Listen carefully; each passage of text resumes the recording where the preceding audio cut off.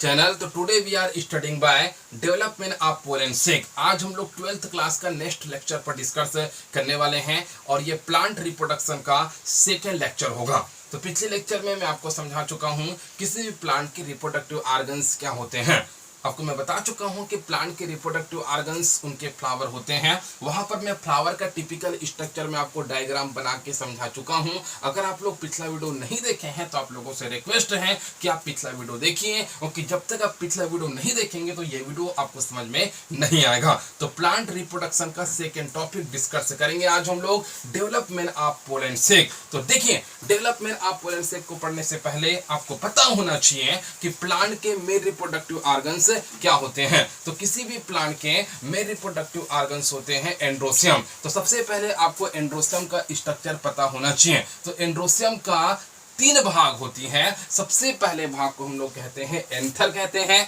उसके बाद नीचे आप देख रहे हैं ये जो लॉन्गिट्यूडिनल ट्यूब है, जो लंबवत संरचना आपको दिखाई दे रही है, इसको फिलामेंट कहते हैं। लेकिन एंथर और फिलामेंट को जो जोड़ने वाले यूनिट है उसको हम लोग कनेक्टिव कहते हैं। एक बार और मैं रिवाइज कर रहा हूं, किसी भी प्लांट के मेन रिप्रोडक्टिव ऑर्गन्स होते हैं एंड्रोसियम। इस पूरे स्ट्रक्चर को हम लोग एंड्रोसियम कहते हैं। और एंड्रोसियम की सिंगल यूनिट को हम लोग क्या कहते हैं, स्टेमेन के नाम से जानते हैं। बोर्ड एग्जाम में बहुत बार इसके बारे में पूछा गया है कि एंड्रोसियम की सिंगल यूनिट क्या होती है। तो एंड्रोसियम की सिंगल यूनिट होती है स्टेमेन। और एंड्रोसियम के 3 भाग होते हैं। ये जो आपको फूली हुई संरचना दिखाई दे रही है इसको हम लोग एंथर कहते हैं। और नीचे आपको जो चाबुक नुमा, जो हंटर लाइक स्ट्रक्चर आपको दिखाई दे रही है, इसको हम लोग क्या कहते हैं, फिलामेंट कहते हैं। तो एंथर और इस फिलामेंट को जो जोड़ रही है उसको हम लोग कनेक्टिव के नाम से जानते हैं। आप अपने कॉपी में नोट कर सकते हैं। अब देखिए, अगर हमें पोलन सेक पढ़ना है तो पोलन सेक पढ़ने से पहले आपको पता होना चाहिए कि इस एंथर को हम लोग क्या करेंगे, ट्रांसवर्स कटिंग करेंगे। ट्रांसवर्स कटिंग मतलब हिंदी में हम कह सकते हैं इसको हम लोग अनुप्रस्थ काटेंगे। अगर इस एंथर को अगर हम लोग यहां से काटेंगे तो इस एंथर के अंदर 4 आपको दिख रहे हैं, 4 ये फुली हुई संरचना आपको दिखाई देती हैं, 4 खंडनुमा स्ट्रक्चर आपको दिखाई दे रही है। एक बार और रिवाइज कर रहा हूं, इस एंड्रोसियम को या इस एंथर के इस भाग को ट्रांसवर्स करने के बाद हमें 4 लोब लाइक स्ट्रक्चर दिखाई दे रही है। इस लोब लाइक स्ट्रक्चर को हम लोग बोलते हैं पोलन चेंबर। और इस पोलन चेंबर को हम लोग क्या कहते हैं, पोलन सेक के नाम से जानते हैं। अब पोलन चेंबर को जब हम लोग माइक्रोस्कोप से देखेंगे तो माइक्रोस्कोप के अंदर देखिए हमें इस प्रकार का स्ट्रक्चर हमें दिखाई देगा।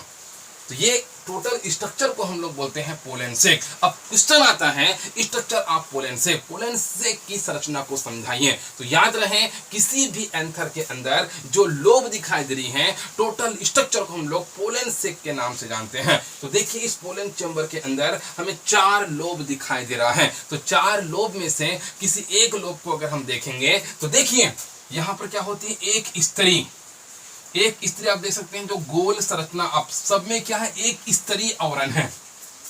एक स्तरीय मतलब मैं कह सकता हूं यूनिसेलुलर यहां पर आपको स्ट्रक्चर दिखाई दे रहा है। इस स्ट्रक्चर को हम लोग बोलते हैं एपिडर्मिस कहते हैं। तो किसी भी पोलन सेक के अंदर हमें 4 संरचना दिखाई देती हैं। एक स्त्री कोशिकाओं के आवरण को हम लोग एपिडर्मिस कहते हैं। उसके बाद देखिए यहाँ पर डबल लेयर आपको दिखाई दे रही है। इस डबल लेयर को हम लोग इंडोथीसियम कहते हैं। उसके बाद देखिए आपको प्रत्येक बार आपको एक ट्यूब लाइक स्ट्रक्चर मतलब ट्यूब नुमा संरचना दिखाई दे रही है। इसको हम लोग मिडिल लेयर कहते हैं। और आपको अंदर में गोल, जहां पर छोटे छोटे ग्रुप्स के कुछ पार्टिकल्स दिखाई दे रहे हैं, इसके अंदर के भाग को टेपेटम कहते हैं। और छोटे छोटे जो पार्टिकल्स दिखाई दे रही हैं इसको हम लोग क्या कहते हैं, पोलन ग्रेन के नाम से जानते हैं। तो चलिए मैं इसको समझाता हूं, स्ट्रक्चर ऑफ पोलन सेक। हिंदी में कहूं, पराग कोश की संरचना। ये पराग कोश हमें कैसे मिला, तो हम लोग देख रहे हैं एंथर को अनुप्रस्थ काटने के बाद एंथर को जैसे हम लोग क्या करेंगे, ट्रांसफर सेक्शन कटेंगे। तो ट्रांसफर सेक्शन करने के बाद इसके अंदर जो पिंड आपको दिखाई दे रहा है इसको हम लोग पोलन चैम्बर के नाम से जानते हैं। और पोलन चैम्बर को जब हम लोग माइक्रोस्कोप में देखेंगे तो इस प्रकार के स्ट्रक्चर हमें दिखाई दे रहा होगा।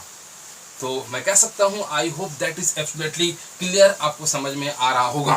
तो ये पोलन चैम्बर के अंदर 4 इंपॉर्टेंट स्ट्रक्चर जो दिखाई दे रही हैं, इस स्ट्रक्चर को हम लोग क्या बोलते हैं, लोब कहते हैं। तो इसके अंदर जो क्या होती हैं, यूनिसेलुलर जो लेयर है, इस लेयर को हम लोग क्या कहते हैं, एपिडर्मिस कहते हैं। और याद रहे ये एपिडर्मिस का इंपॉर्टेंट फंक्शन पूछा जाता है। ये एपिडर्मिस जो होती है वो क्या करती है, तो ये पोलन ग्रेन का क्या करती है, प्रोटेक्शन करती है, क्योंकि ये पोलन सेक का ये आउटर लेयर है जो इस क्या कर रही है, पूरे पोलन ग्रेन को ये क्या कर रही है, प्रोटेक्शन दे रही है। सेकेंड में लिखा हूं एंडोथीसियम। एपिडर्मिस के जस्ट नीचे आपको जो लेयर दिखाई दे रहा होगा, इसको हम लोग एंडोथीसियम के नाम से जानते हैं। और एंडोथीसियम जो होती है वो पोलन सेक के अंदर मैच्योर हो रहे हैं पोलन ग्रेन के शेप और साइज को डिटरमिनाइट करने का काम करता है। ये परिपक्व हो रहे हैं परागकणों के आकार और आकृति को ये क्या करती है, निर्धारित करने का काम करती है। और फिर मैं लिखा हूं मिडिल लेयर। इस भाग को हम लोग क्या कहते हैं, मिडिल लेयर कहते हैं। ये क्या करती हैं, तो ये पोलन ग्रेन जब वहां से परिपक्व होकर जब बाहर निकलती हैं तो पोलन ग्रेन को ये क्या करती हैं, बाहर निकलने के लिए रास्ता देने का काम करती हैं। और सबसे अंतिम पार्ट में लिखा हूं टेपेटम। ये टेपेटम जो होती हैं वो पोलन ग्रेन को न्यूट्रिशन प्रोवाइड करने का काम करती है। तो आपको पता होना चाहिए एक मैच्योर पोलन सेक के अंदर 4 लेयर होते हैं। सबसे आउटर लेयर को हम लोग एपिडर्मिस कहते हैं, उसके बाद के लेयर को हम लोग एंडोथीसियम कहते हैं, उसके बाद के लेयर को हम लोग मिडिल लेयर कहते हैं, और उसके बाद के लेयर को हम लोग टेपेटम के नाम से जानते हैं। ये चारों इंपॉर्टेंट पॉइंट्स आपको पता होना चाहिए और चारों इंपॉर्टेंट लेयर का आपको फंक्शन पता होना चाहिए। नंबर 1 आप कॉपी में नोट कर सकते हैं, सबसे पहला लेयर एपिडर्मिस है। और ये एपिडर्मिस जो होती है वो क्या करती है, इनके लिए प्रोटेक्शन लेयर का फॉर्मेशन करती है। तो किसी भी पोलन सेक का प्रोटेक्शन लेयर क्या है, एपिडर्मिस है। फिर मैं नंबर 2 लिखूं एंडोथीसियम। ये एंडोथीसियम क्या करती है, तो एंडोथीसियम जो होती है वो मैच्योर हो रहे हैं परागकण का शेप और साइज को निर्धारित या डिटरमिनाइट करने का काम करती है।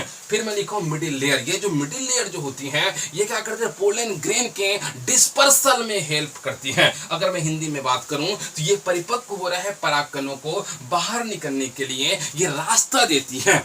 फिर मैं देख सकते हैं नंबर नेक्स्ट में क्या लिखूं, टेपेटम। टेपेटम ये क्या करती है, तो ये टेपेटम एक ऐसा भाग है जो परिपक्व हो रहा है परागकणों को पोषण देने का काम करती है। तो कई बार एग्जाम में टेपेटम के इंपॉर्टेंट फंक्शन पूछा गया है। तो टेपेटम का महत्वपूर्ण काम होगा परिपक्व हो रहे परागकणों को पोषण देना।